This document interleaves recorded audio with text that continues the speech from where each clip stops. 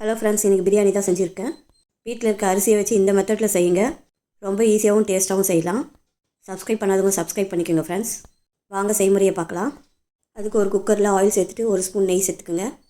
பிரிஞ்சி இலை, பட்டை, லவங்கம், ஸ்டார் பூ, பெருஞ்சீரகம், 2 ஏலக்காய், 1/4 ஸ்பூன் மிளகு, 2 பச்சை மிளகாய், பொடியாக கட் பண்ண ஆனியனையும் சேர்த்து நல்லா வதக்கி விடுங்க. ஒரு மிக்ஸி ஜாரில் ஒரு கைப்பிடி பூண்டு, கொஞ்சமாக இஞ்சி, கருவேப்பிலை, கொத்தமல்லியை சேர்த்து நல்லா அரைச்சி எடுத்து அதையும் வெங்காயத்தோடு சேர்த்துடுங்க. நல்லா வதக்கி விடுங்க. வதங்கின உடனே க்ளீன் பண்ணி வச்சுருக்க சிக்கனையும் அதோடு சேர்த்து நல்லா வதக்கி விடுங்க.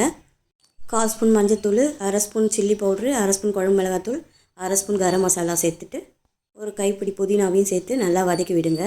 இந்த ஸ்டேஜில் 2 தக்காளி, 1 கப் தயிரையும் அதோடு சேர்த்து வதக்கி விடுங்க. சிக்கனுக்கு தேவையான அளவுக்கு உப்பு சேர்த்துக்குங்க.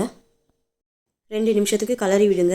இப்போ நம்ம அரிசியை சேர்த்துட வேண்டியது தான். அரிசியை சேர்த்துட்டு 1 கிளாஸ் அரிசிக்கு 2 கிளாஸ் தண்ணின்ற அளவுக்கு தண்ணி சேர்த்துக்குங்க.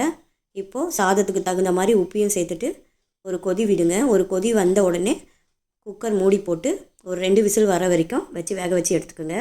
குக்கர் ப்ரெஷர் குறைஞ்சதும் மூடியை திறந்துட்டு 2 ஸ்பூன் எலுமிச்சை சாறு விட்டுட்டு கலர் விட்டிங்கன்னா நமக்கு பிரியாணி ரெடி ஆகிடும். ரொம்ப ஈஸியாக செஞ்சிடலாம். டேஸ்ட்டாகவும் இருக்கும். ட்ரை பண்ணிவிட்டு லைக் பண்ணுங்கள், ஷேர் பண்ணுங்கள், கமெண்ட் பண்ணுங்கள் ஃப்ரெண்ட்ஸ்.